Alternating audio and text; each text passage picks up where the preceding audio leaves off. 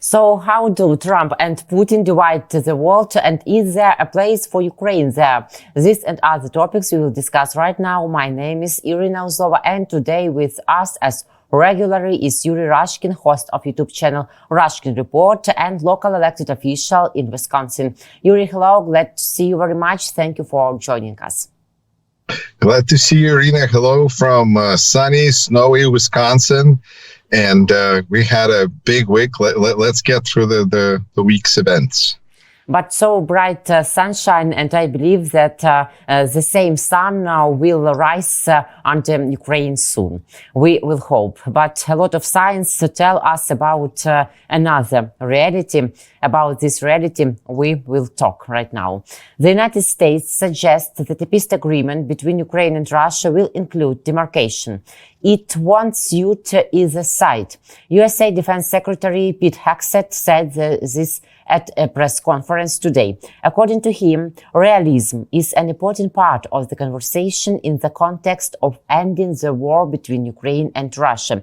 Hegseth believes that pointing to realism such as the impossibility of returning to the Ukrainian borders of 2014 is not a concession to Russian dictator Vladimir Putin. This is an acknowledgement of the realities of hard power on the ground after great sacrifices made first by the Ukrainians and then by the allies, and then the realization that a negotiated peace would be a kind of demarcation that neither side wants, he added. Is this realism or a surrender of interests, and which interests? Depends on how you look at it, but you could say it's both, because it is realism, it is a surrender at the same time, because if we look at our values, then it is a surrender. If we look at the people who are now in charge or going to be in charge of our the Department of Defense and National Security Agency, all of those places, who are those people leading them now, then it's a surrender. But if you look at it from the point of view of big countries run the show and small countries, maybe they get to exist, maybe they don't. You know, look at Georgia, look at different countries that have these pro-Russia governments that they're kind of like separate country, but are they really? And that kind of a dubious difference without much distinction, actually we might see soon, following the latest developments. I think Russia is going to be probing soon whether those countries even really make sense anymore, whether it makes sense to have Georgia that is almost like pro-Russia, but it's not quite, or is it easier to just take over? Is it easier to just take over certain states if you know the United States is not going to do anything? I think it's a remarkable possibility that is also reflects what realism that Secretary Hegseth spoke of. I think to me that means strength, might means right. And I think that's what he is referring to as realism. As President Trump said, what was Ukraine thinking? Did it not realize that Russia is so much bigger? That's realism, Trump style. And I think that in that reality, we're now going to exist until a different format is offered. It is remarkable to see how much all the talk about values, about important things of solidarity and standing with others and agreements seem to be falling apart day by day. Because in this new realism, of course, the United States, at least short term, is going to be in a better negotiation position if it negotiates with each European country individually, because United States is stronger and bigger, therefore it is better for United States in this new vision of realism if Europe is divided, because that's better for United States. It promotes the idea of American strength. So it just kind of flips the narrative and flips the scenario that we're used to seeing upside down. And as soon as we get comfortable with it, we're going to see a little clearer what's going on. But I wonder if people in the United States are going to have almost like an allergic reaction to this, because the transformation that is happening is so sudden and so strong and so big, because now we're talking about possibility of Vladimir Putin or likelihood coming over to the United States. And what I thought was a daring bet with the Ukrainian journalist, whether Donald Trump will go to see Vladimir Putin on May 9th, which is one of the biggest Russian holidays, when Russians celebrate the end of their war against Nazi Germany, whether Donald Trump will be there next to Putin. It was a daring bet 2 weeks ago. Now it's pretty much a given. Like, of course, Trump would want to go to see Vladimir Putin, especially considering that Chinese leader Xi Jinping is also going to be there. So this is like a good way to lose money, because realism is so sudden and so stark that it's staring us in the face, and hopefully we can just kind of stop looking at this kind of squintingly like at this new sun and admit that it's going to be bright whether we like it or not. Financial Times reported that Donald Trump opened the door to Vladimir Putin's grandest ambitions, and they also say, due to their sources, that Putin and Trump want to finish Russian-Ukrainian war to Easter or to May 9, about which date you mentioned exactly. So, Yuri, do you believe that these terms are in interest between Trump and Putin, and how realistic are they? I think that the most remarkable thing right now is to watch American media and American mainstream political class try to explain to themselves and to their audience what is going on. Because they're trying to describe this from the point of view of national interests of the United States as it existed prior to Donald Trump being sworn in, and it just doesn't add up.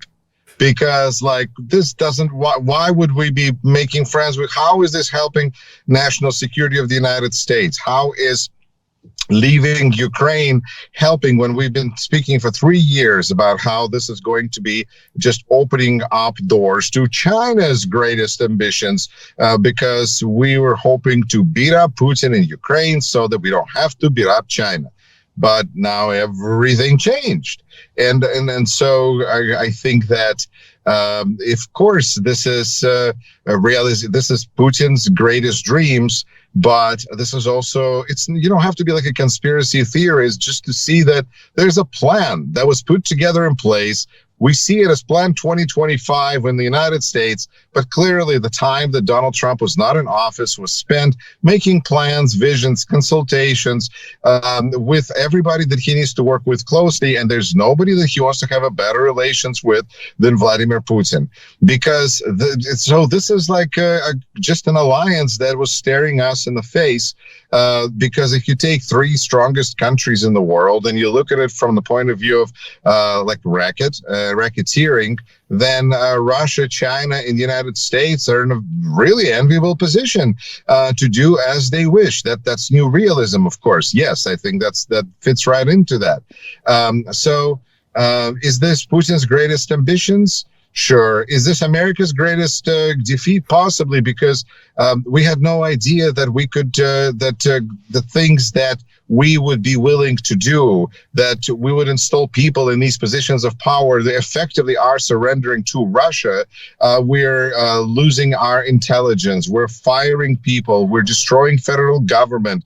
And by saying we, I mean because we, collective United States, through Elon Musk, who is, I think, is really confusing people, because like who is he? He speaks English with a stranger accent than I think I do, or maybe I speak with a stranger accent than he does. Either way, I wouldn't stand in the Oval Office with a president of the United States sitting next to me and talking about how American people, how American taxpayers' money should at the very least be spent in America.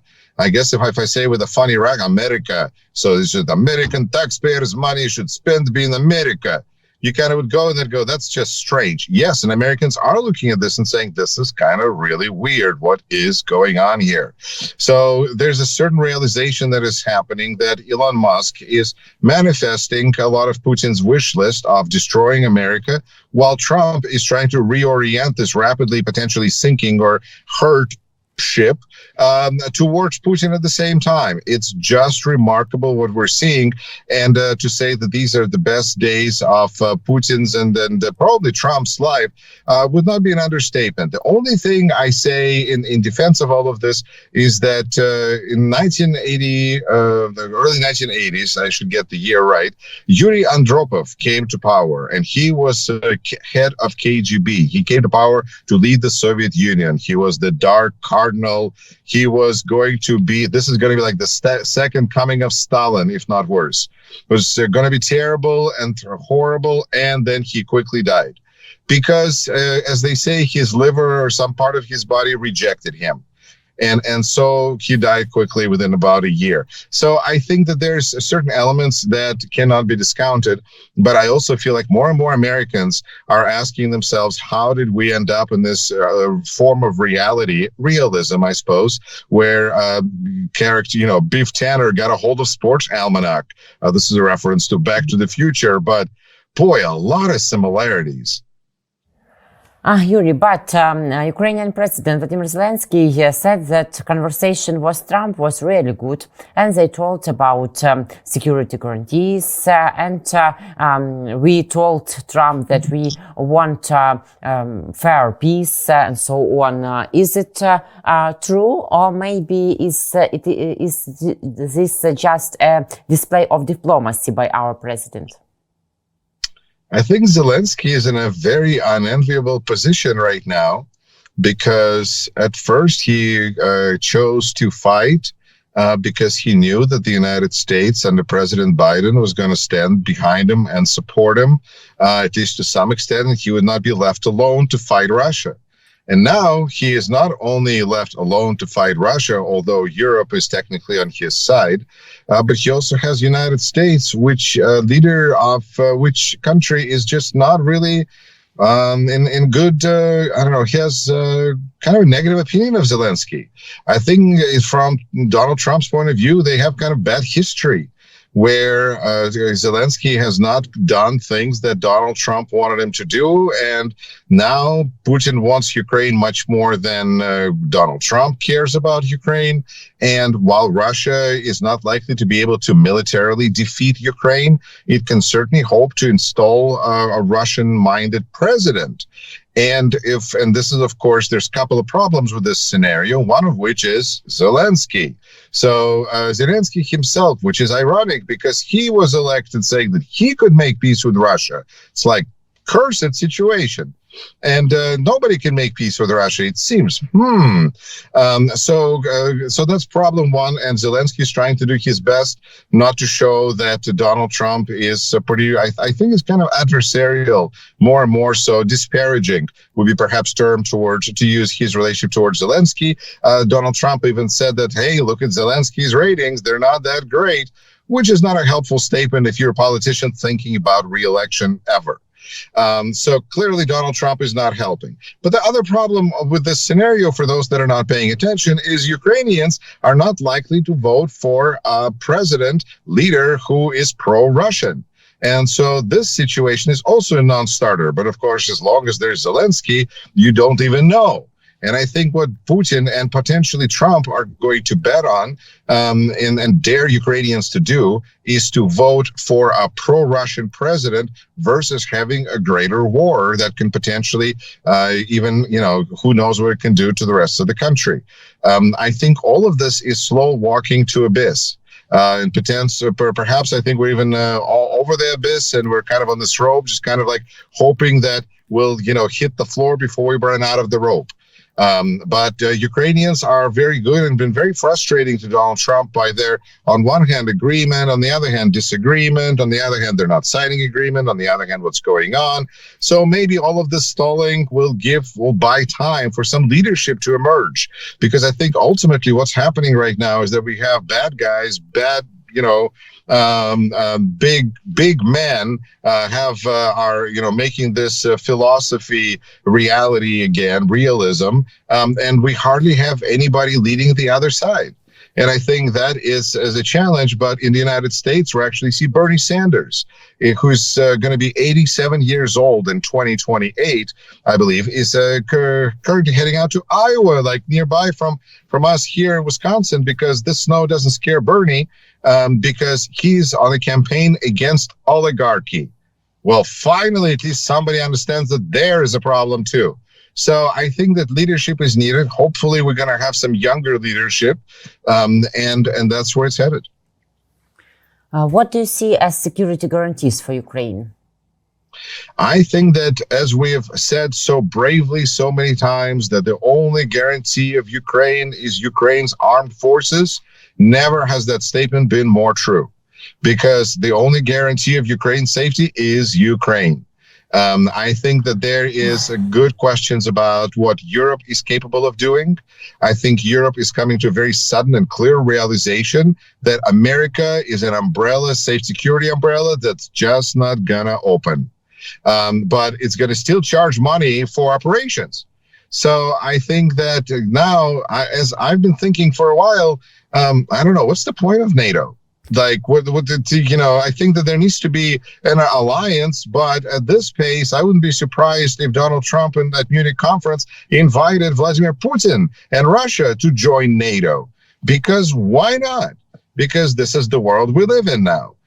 So I think that guarantee of safety lies in Ukraine, and then next level in countries that understand Ukraine's importance to their own safety. And if those countries are led by disinformation to elect pro-Putin candidates and pro-Putin politicians, it's only going to make situation worse. But so far, it seems like the countries that are knowing that they're next on the list, and that's Baltic states, that's Moldova, and that's Poland, those countries at least are looking very realistic, very eyes wide open at this, and hopefully will be able to put some kind of a resistance, emboldened by the fact that Ukraine has done so much to weaken Russia over the last 3 years. We can never forget the sacrifice of Ukrainian soldiers, because there's a question of what have all these people died for? They've really, they increased the price of this for Russia, and that's going to make Russia weaker, and it's going to make it easier for somebody else to stand up to Russia and to eventually get Russia defeated, because it seems like Putin is really dependent on his war machine operating for power. So if he stops war, if somebody effectively pushes him back, then there's a good chance that that snowball will grow, and his country, weakened by all of this aggression, and his regime eventually will collapse, so that Russia can deal with their own problems instead of attacking others. But until then, first we have to push back somewhere. But that countries you mentioned about always understand a risk from Russian Federation, and they were our big allies for all this time of full-scale Russian-Ukrainian war. How do you think has other part of Europe realized that it's time to wake up? I think that's a really interesting question, because you're right. The countries that are next to Russia, that see Russia, that have always been concerned about Russia, they understand well. What about the rest? And I think the rest is much bigger really than Europe. I think that there should be a really much more concerted effort to find countries, maybe South Korea.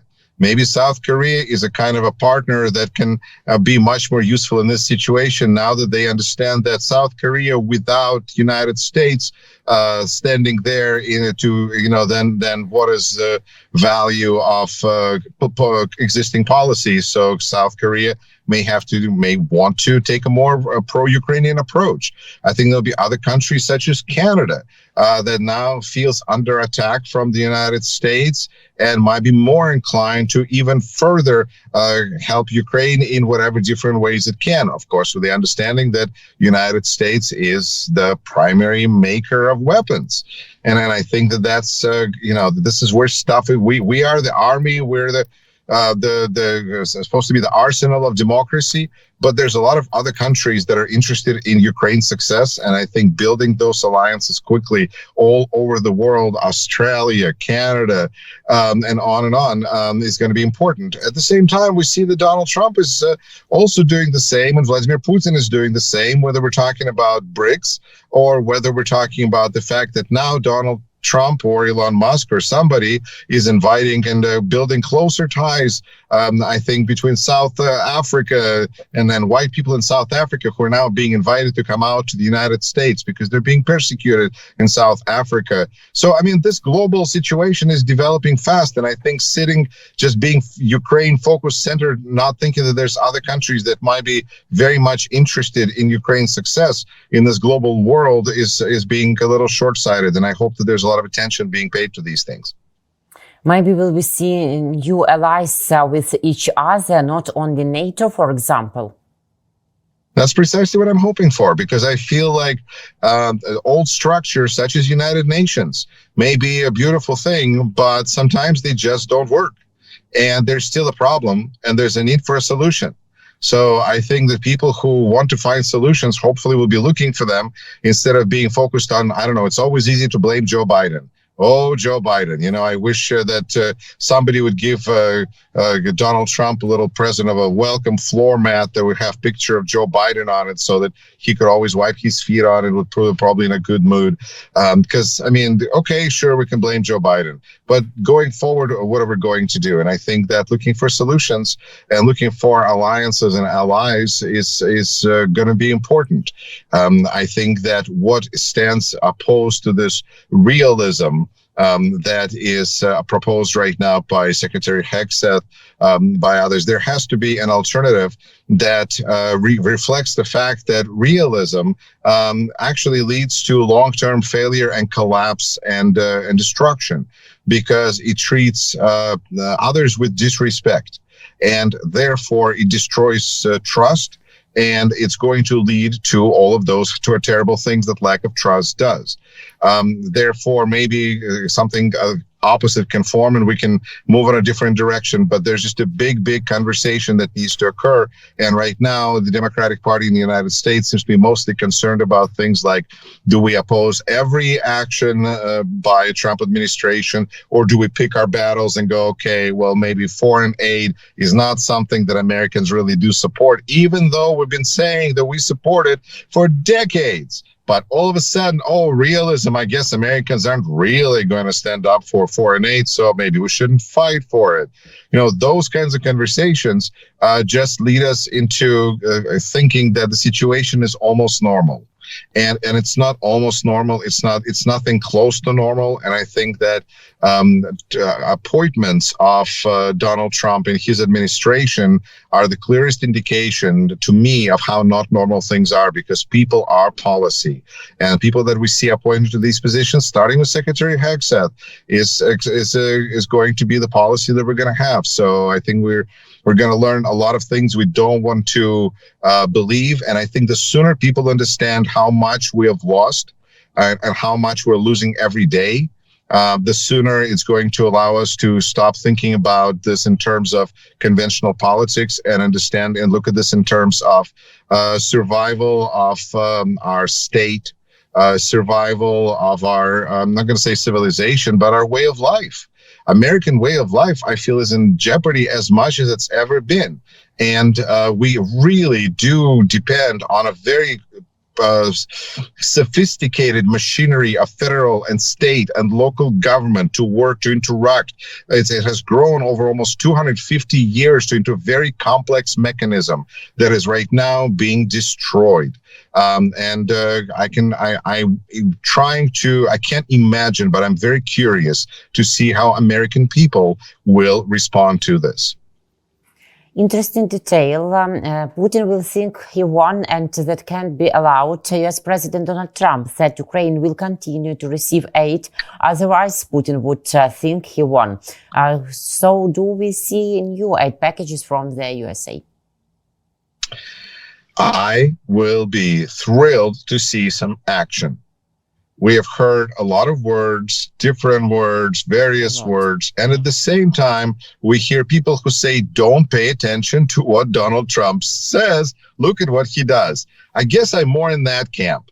I'm going to say, okay, that's a beautiful statement, and it might seem outdated by the time this program airs. You know, I was commenting on the statement by Donald Trump that he was offering $500 million for minerals in Ukraine. And by the time it aired, it turned out that the number was apparently $500 billion, which is, I guess, a little more reasonable, because $500 million as a guarantee of security seems kind of insulting, being 150 times less than Biden administration help. But at the same time, if it's $500 billion, then you look at the market for these minerals, and it's like $11 billion a year. So 500 billion, what does that mean? So all of this seems like a lot of interesting conversations, considering that none of these minerals are actually, like, the land is not developed. Who is going to pay for all of this? So there's a lot of talk that we're hearing, and I'm glad that there's some words that can be interpreted, translated, and understood to have some positive meaning. And it is true. It is true that right now, that if we want to show Putin that he's won, then we just need to continue on our current course. So continuing aid to Ukraine would be changing our current course, which at this point to me is we're not helping Ukraine anymore, and therefore Putin has won. But if Donald Trump does not want Putin for some reason to think that he has won, sometimes I just fail to understand the motivation of the person. Yes, of course, it would be great to continue to help Ukraine. The only problem is it seems like every time Putin meets with Trump, we get some kind of a statement that visually is represented by what we saw in Helsinki in 2018, where Donald Trump just seems completely beaten down, and diminished, regardless of his size. Kind of similarly to how he was diminished with Elon Musk at that press conference at the Oval Office, but even more so. It's just not good. It's not a good combination. Will the situation develop dynamically and unexpectedly in the nearest future? I think so. I think what we're seeing right now is what I would call the blitzkrieg. Whether it's Kiev in 3 days or what is going on, but I think the Trump administration is clearly having a very fast movement. They're implementing a lot of actions in the United States. They're saying a lot of things that are contradicting a lot of things that have been said for decades all over the world.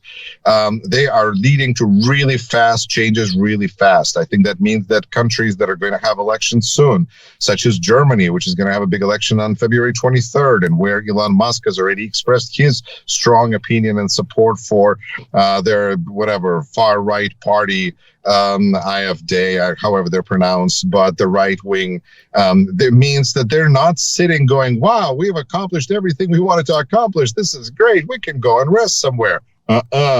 These people are going full blast until something stops them. And when they got a little bit mucked up in the courts, this is slowing them down. That's good. But where they're not meeting resistance, they continue pushing forward. Therefore, on the European front, I guess, considering the powerful role that was played there by the Biden administration and American involvement, which of course from Trump supporters' point of view means that Biden was just pushing us towards World War III and war with Russia, and now we're going to have peace, fewer countries, whatever, who cares, but peace now and no nuclear threat. So that means that withdrawing American involvement is going to dramatically reshape the balance and the dynamic in Europe of how it's going to proceed. And just sometimes statements that the warranty is null and void is enough. Just a statement that we will not be honoring our agreements. Have a nice day. Goodbye. Please don't forget to send your payments. That's huge amount of action for those people that were waiting for enough action, from Donald Trump. I think his action in certain ways is going to be demonstrated by his inaction, his inability to do things, his lack of desire to do things.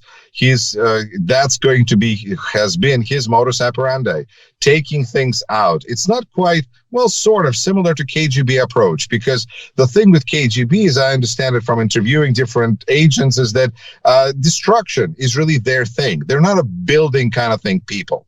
They destroy things. And what's going on right now is a destructive, very much experience. Again, I just have to remind myself that America is not Russia and Russia is not America. But exactly what that means, I'm finding out right now. Yuri, thank you very much for this conversation, for all our dialogues. See you soon. Bye. Thank you. It's a pleasure. Take care of yourself, Irina. Take care of yourself too, and all our viewers. Yuri Rashkin was with me, host of YouTube channel Rashkin Report and local elected official in Wisconsin. My name is Irina Uzlova. Thank you guys. See you.